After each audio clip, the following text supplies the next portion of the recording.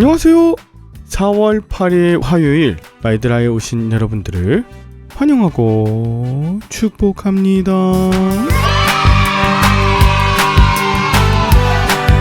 또 날씨가 풀리고 봄이 되면서 저도 이번 주에 계속해서 대신방 하면서 한 주를 보내고, 또 4월, 5월, 6월에는 교단 행사, 또 개인적으로 결혼식, 또 담임 목사, 장로 이취임식, 이런 것들이 굉장히 많아요.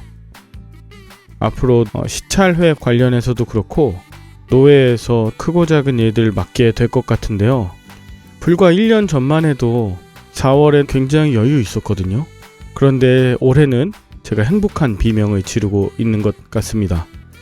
그렇게 바쁘고 어려운 중에도 계속해서 이 마이드라 놓지 않고 맡겨주신 사명 잘 감당할 수 있도록 여러분들의 기도를 부탁드립니다. 아울러 이번 주까지 마태복음 26장 묵상한 후에 다음 주 월요일부터는 십자가 곁에 있었던 사람들이라는 주제로 여러분에게 주제 말씀을 전하고자 하오니, 바쁘시더라도 하루에 한 장씩 말씀 묵상하시고 그것을 통해 더 깊이 있게 여러분의 것으로 삼으시는 삶이 되기를 축복하며 오늘의 마이드라를 힘차게 시작해 보도록 하겠습니다. 자, 출발!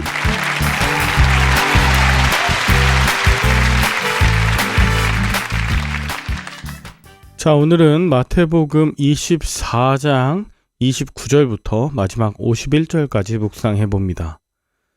오늘은 예수님께서 인자가 오는 것을 보리라 하시는 그 재림에 관해서 말씀하십니다.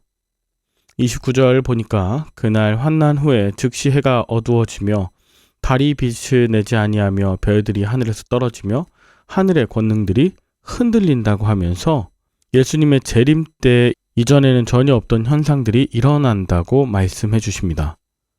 우리 눈에 비치는 세상 만물 중에서 가장 변화가 없는 것이 바로 천체이죠.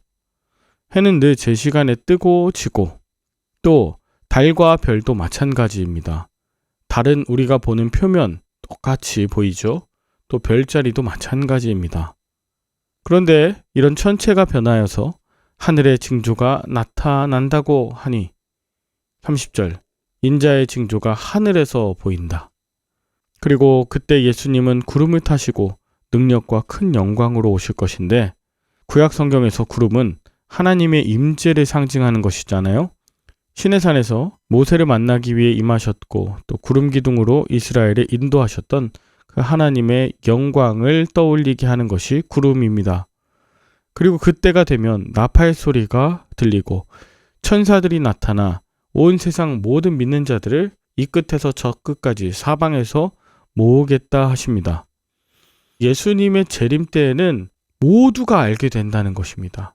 하늘도 모두가 볼 수 있는 것이고, 또 큰 나팔 소리도 모두가 듣게 되고, 예수님이 오신 것을 세상 모두가 알 수 있다. 이것이 예수님의 초림과 다른 점입니다. 예수님의 초림은 평범한 목수의 아들로 낮고 낮은 곳에서 태어나신 그 아기의 모습이었지만, 예수님의 재림은 그 하나님의 영광 그대로 지니고 임하실 것이라는 어마어마한 선포입니다. 우리 마음 가운데 다시 오실 주님에 대한 이런 기대감이나 소망이 사라지고 있진 않은지 진지하게 생각해 보아야 합니다. 예수님은 반드시 다시 오실 것이기 때문입니다. 이 예수님이 다시 오실 징조는 지금도 나타나고 있습니다. 예수님 말씀하셨던 이 징조가 먼저 예루살렘 성전이 무너지던 때부터 지금 우리가 살아가는 이 시대까지 항상 나타났습니다. 32절부터 34절에 보니까 무화과 나무의 비유를 배우라. 그 가지가 연하여지고 잎사귀를 내면 여름이 가까운 줄 아나니, 이와 같이 너희도 이 모든 일을 보거든 인자가 가까이 곧 문 앞에 이른 줄 알라. 내가 진실로 너희에게 말하노니 이 세대가 지나가기 전에 이 일이 다 일어나리라 라고 말씀하셨어요. 이 말씀을 통해 분별할 수 있도록 너희가 살아가는 모든 시대마다 다 이런 일이 있을 것이다. 즉 성전이 타락해서 무너지고 그들의 모든 삶 가운데서 예수님의 재림이 있을 거라고 강력하게 말씀하시는 것이죠. 우리는 예수님의 바람대로 말세의 징조와 또 이 시대의 모습을 분별할 수 있어야 합니다. 오늘날 이 시대에도 사람들이 자기 자신과 돈을 사랑하고 자랑하고 교만하며 또 쾌락을 하나님보다 더 사랑하는 그런 시대 아닙니까? 모든 제사장들, 특별히 교회가 많이 타락하고 신뢰도는 바닥으로 추락했으며 돈과 명예와 권력을 섬기는 그런 세상에 종된 종교인들이 얼마나 많습니까? 오늘 말씀을 통해서 우리가 이 시대는 또 우리 그리스도인들은 어디로 흘러가고 있는지를 분별해야 합니다. 예수님이 천지는 없어지거니와 내 말은 없어지지 않을 것이다. 이렇게 분명하게 엄중하게 말씀하고 계시지 않습니까? 우리가 예수님의 이런 경고를 엄중하게 받는다면 어떻게 살아가야 할까요? 36절입니다. 그러나 그 날과 그때는 아무도 모른다. 하늘의 천사들도 아들도 모르고 오직 아버지만 아신다. 만약 그때를 안다고 주장한다면 그 자체로 자기가 예수님보다 더 큰 권세를 지녔다는 얘기거든요. 자, 성전은 파괴됩니다. 하나님의 권능과 임재가 떠나가는 성전 파괴의 사건은 때마다 그 즉시 일어나요. 그리고 예수님의 재림 사건이 일어납니다. 언제요? 근데 그건 몰라요. 성전은 즉시 곧 무너지는데 예수님의 재림은 언젠지 모른다는 것이 이게 차이점인데요. 여러분, 성전 무너지지 않고 예수님의 재림은 곧 있다. 이렇게 반대로 말하는 사람들이 있습니다. 이건 무조건 이단이에요. 예수님이 언제 오신다라고 그 날짜를 특정하는 것은 반성경적인 것입니다. 반드시 재림이 있다고 선포해야 합니다. 그리고 그 재림을 믿고 또 기다리고 준비하는 사람답게 살아가라. 이것이 이제 뒤에 나오는 내용입니다. 그러니 혹 주변에서 예수님께서 우리가 모르게 오셨다. 이 한국에 오셨다. 그 누구도 몰래 오셨다는 건 이단입니다. 태어난 그 어떤 한 사람이 갑자기 교주가 됐다. 이단입니다. 그리고 언제 어디서 멸망하게 된다고 이야기하면서 사람들의 가진 재물과 모든 것들 다 갖고 와라. 또 쾌락에 빠뜨린다. 이단입니다.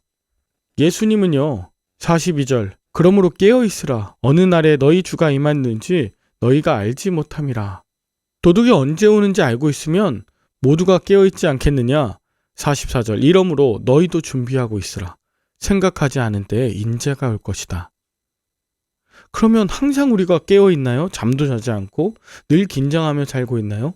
아하, 예수님은 45절 충성되고 지혜 있는 종이 되어서 주인에게 그 집 사람들을 맡아 때를 따라 양식을 나눠줄 자가 누구냐?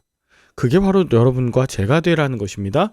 46절 주인이 올 때 그 종이 이렇게 하는 것을 보면 그 종이 복이 있으리로다. 즉 하나님의 말씀의 양식을 때를 따라서 전하고 나누는 것, 그 매일의 삶에서 최선을 다해서 항상 주님께서 맡겨주신 그 사명에 관심하며 영적 긴장감을 늦추지 않고 살아가는 것, 다시 오실 그 주님을 기다리면서 맡겨주신 사명을 신실하게 감당하는 것, 그것은 주인의 재림의 날이 재앙과 심판의 날이 아닌 진정 하나님의 나라가 이루어지는 때일 것입니다.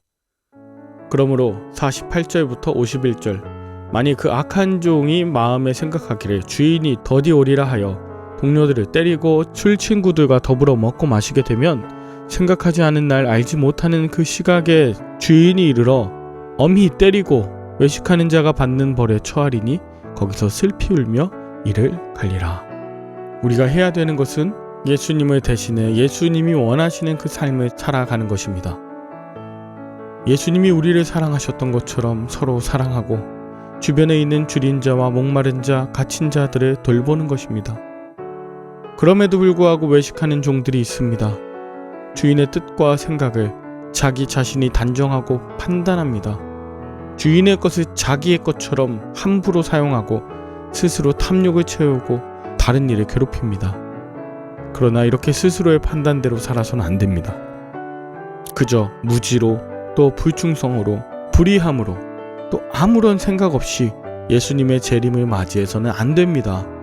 믿음 가운데 충성하며 다시 오실 주님을 위해 깨어 있으시는 저와 여러분들의 앞으로의 나날들 될 수 있기를 간절히 축복합니다. 함께 기도할까요? 하나님 아버지, 우리가 매일매일을 살면서 자연 법칙을 보며 하나님의 신실하심과 또 변치 않으심을 찬양하며 감사하게 하옵소서. 또한 하나님께서 급하게 심판하시고 새롭게 하실 것을 믿으며 살게 하옵소서. 하나님의 때에 호련히 재림하셔서 모든 것들을 새롭게 하실 때 그 때를 기대하며 준비하며 사는 우리가 되게 하옵소서. 이 눈에 보이지 않는 작은 차이가 우리의 운명과 그 끝을 결정적으로 바꿔 놓을 것을 믿습니다. 매일매일 말씀을 준비하고 묵상하고 또 이루고자 하는 그 삶의 기도가 쌓이고 쌓이고 또 쌓여 커다란 변화의 물줄기를 일으켜내는 것을 믿고 감사하오며, 오늘도 우리를 이 땅 가운데 온전한 그리스도인으로 부르신 예수 그리스도 이름으로 기도 올리옵나이다. 아멘. 오늘도 좋은 하루 되시길 바라며 저는 내일 다시 찾아뵙도록 하겠습니다. 샬롬.